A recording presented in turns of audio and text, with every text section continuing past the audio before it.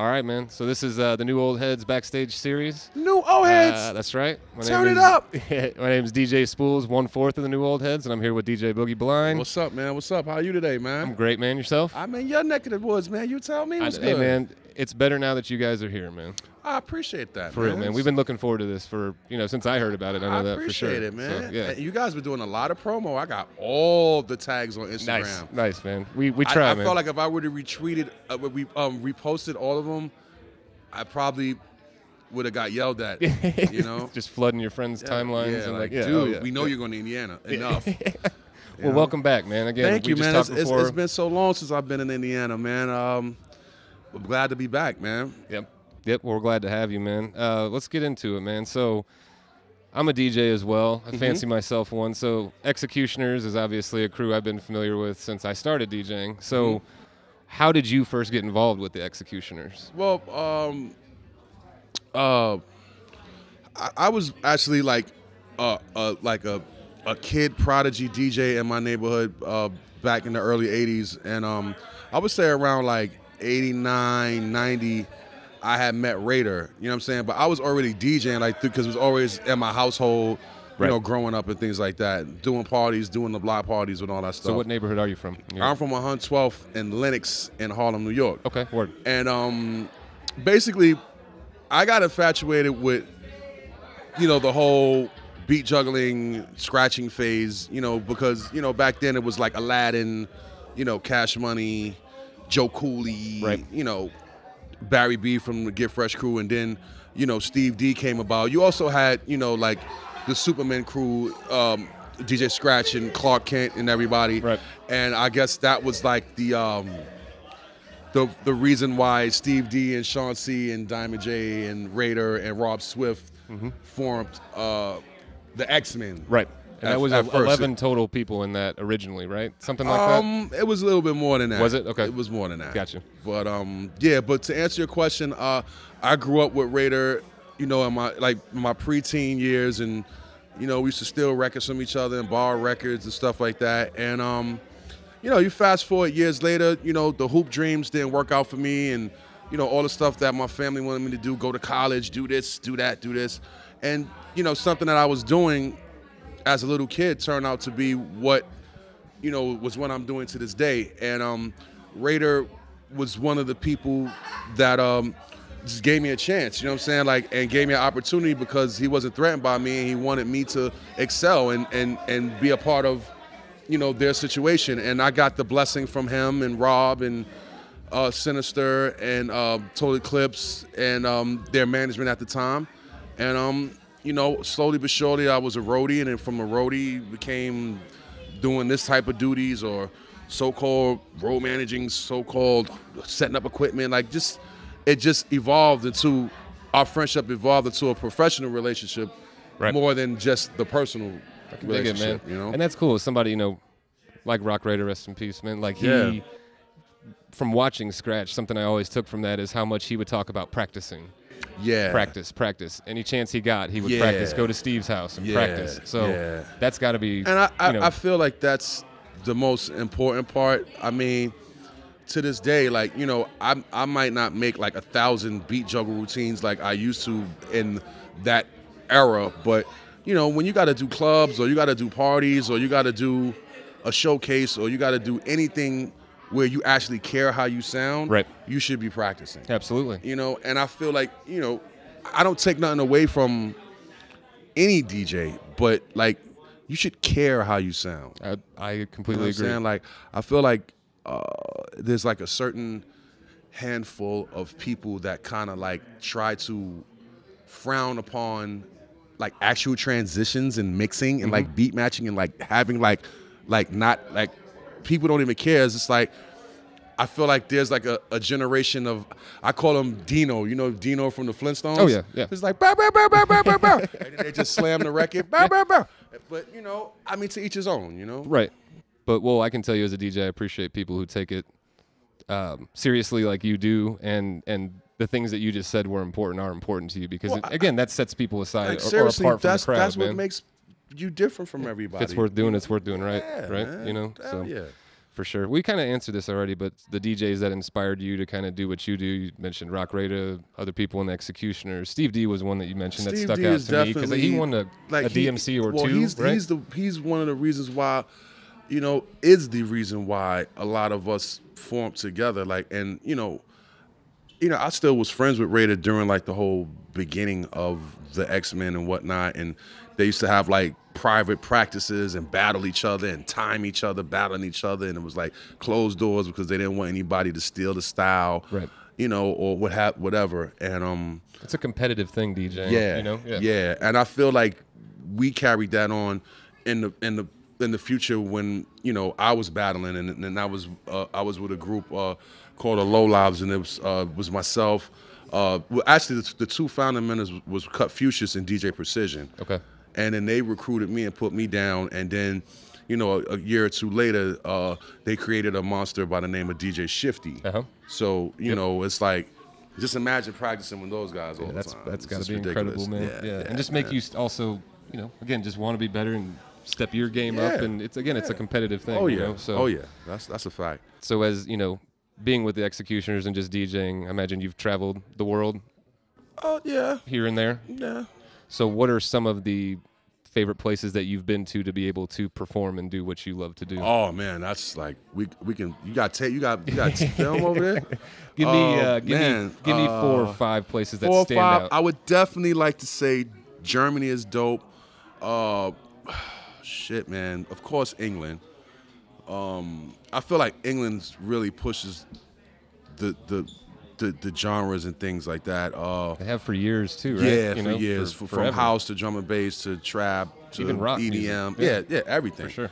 I mean, I like the States. I don't want to be biased to the States, but I mean, just going to different places and like going to so many places where people actually don't speak English. So when you think of like places like Copenhagen or where it's not an English dominant country, or Brazil, or Panama, or I could just keep going, man. There's so many places that I was amazed that one, that they loved hip hop, and 2, they're not stuck in a box. So like you could go 3 doors down and you'll hear the same trap records that's on the radio on Hot 97 or whatever the case. So it's like, the days of people saying that certain countries are behind, they're actually a little bit more ahead. So why do you think that is? In your experience? Because I think there's a wider range of liberal people that listen to everything as opposed to, being programmed. You know what I'm saying? And understand. I feel, and instead of being told what to listen to, people go and find what they want to listen to. And also being able to tour with Raider, when Raider was doing solo shows, I got turned on to a lot of different music because at that time, Raider was doing a lot of raves. Okay. You know what I'm saying? When the rave culture was just like super popular. And at that time, like, the Allies were like the cream of the crop when it came to turntablists. Right. But when you would go to a DJ Craze show, like if Raider and Craze are on the bill, Craze would, he wouldn't even do his DJ scratching until way later in the night because he just spun like 2 hours of jungle and drum and bass. Right. You know what I'm saying? And it was just like amazing to me because I was like, damn, this is dope. Like, you know what I'm saying? And throughout those travels, I met people like Goldie and Ronnie Size and the Foreign Beggars, and I can keep going. Right. You know what I'm saying? But it's like, if I wasn't, allowing my mind to be open, you don't necessarily have to be on the drug to like the music. I completely and get that's the difference with that. And I feel like a lot of people, they're just not privy to it. You know what I'm saying? Like I said, I'm kind of like an eclectic weirdo. Like I like to listen to a little bit of everything, and it's like I feel that you should be that way as a DJ. You shouldn't just be put in a box. Like I see a lot of DJs do that now. Like I only play 90s. Or I only play pigeonhole themselves. I only play garage and disco classics, and I only do this and I only do that. I'm like, well, why? Yeah.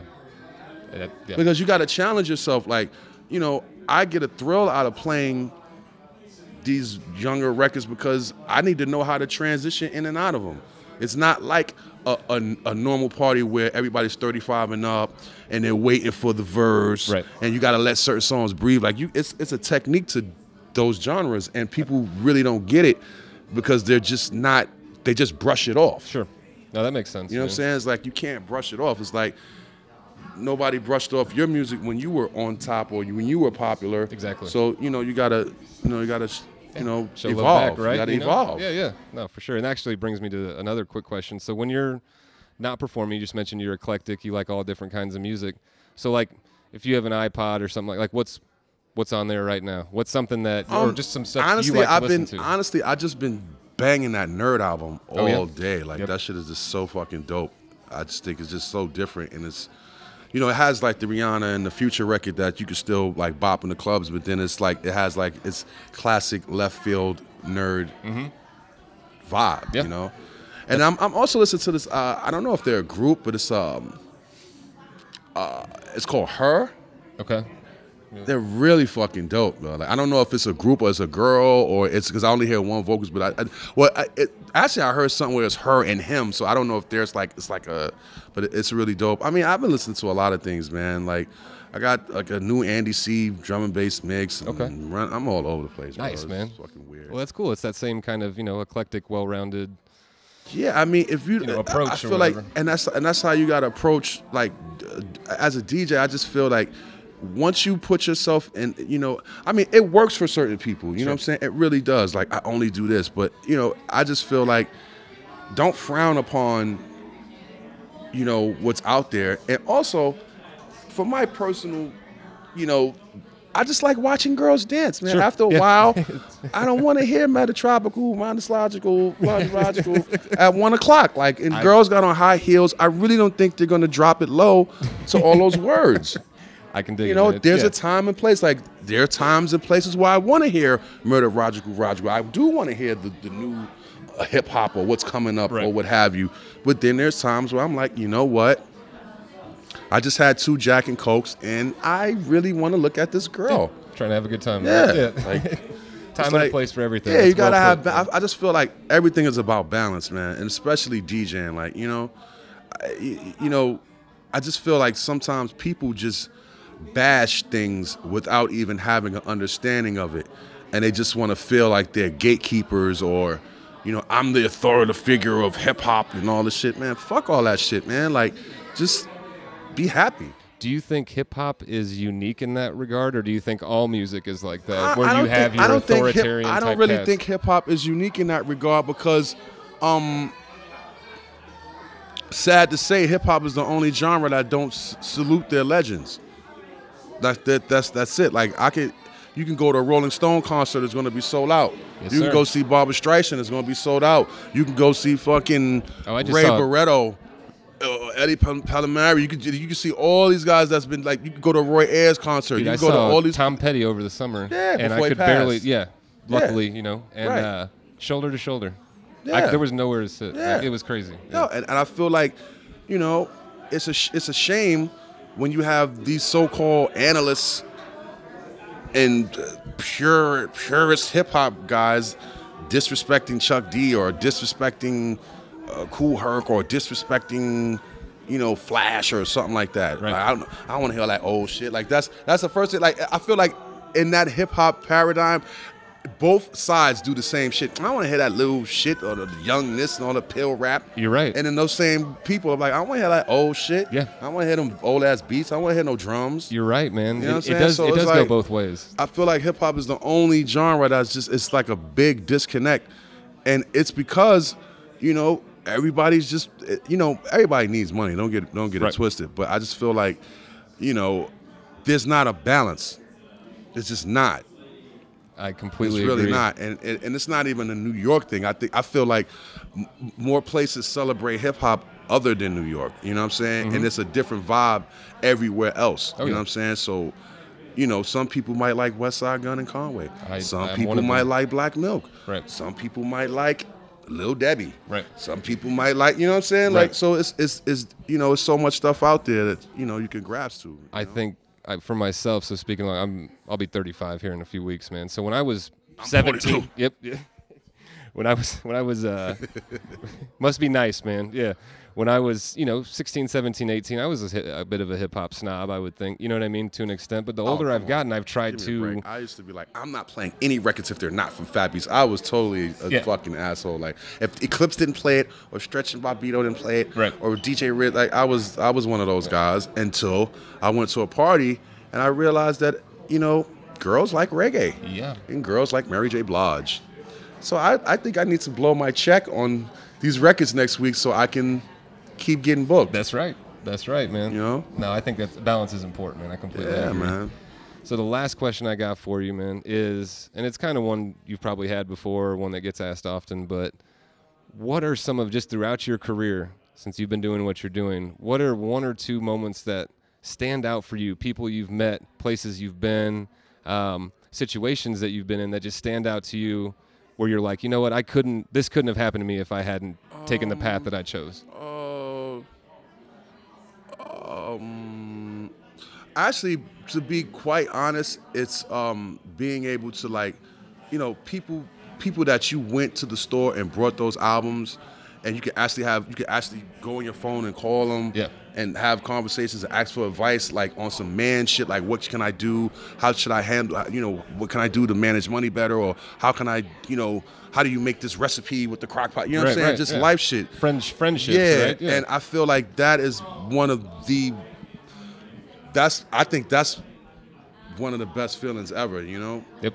I think that's really cool. And then man. There's also, being turned on to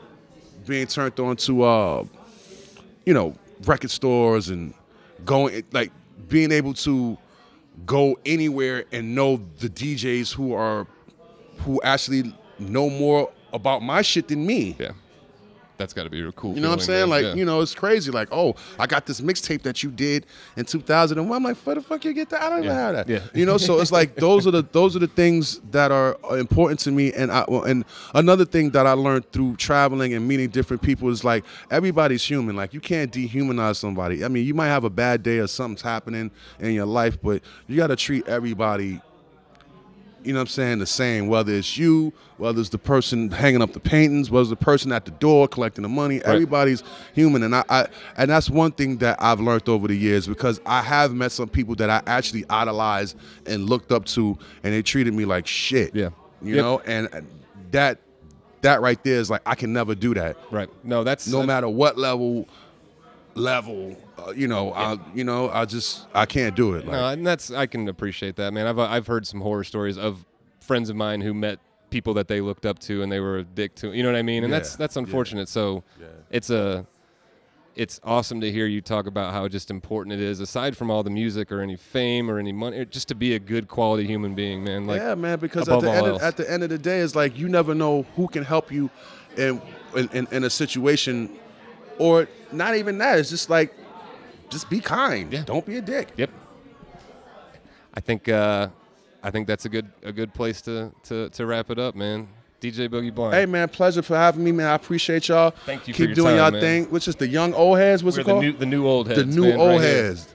Oh, there we go. I'm not dyslexic. The new old heads podcast. That's right, man. And we appreciate your time, man. Like I said, we've been at this for a little over a year, and. Well, congratulations to y'all, man. Yeah, man, we appreciate it. Y'all getting a lot of money. Y'all got a sound, man. Y'all got lights and shit. Y'all getting money. This is DIY, bro. We do all this ourselves. I'm just saying, y'all it still costs money. It does cost money. That costs some money now. That It's a good thing, man. We enjoy doing it, man. And this is part of what makes it. It's a nice extra watch fun to do, man. Thank you, sir. I appreciate that. I'm watching you, buddy. You know what I'm saying? All right, man. Thank you, sir. Appreciate it. Peace, man. New old heads backstage. New old heads, baby.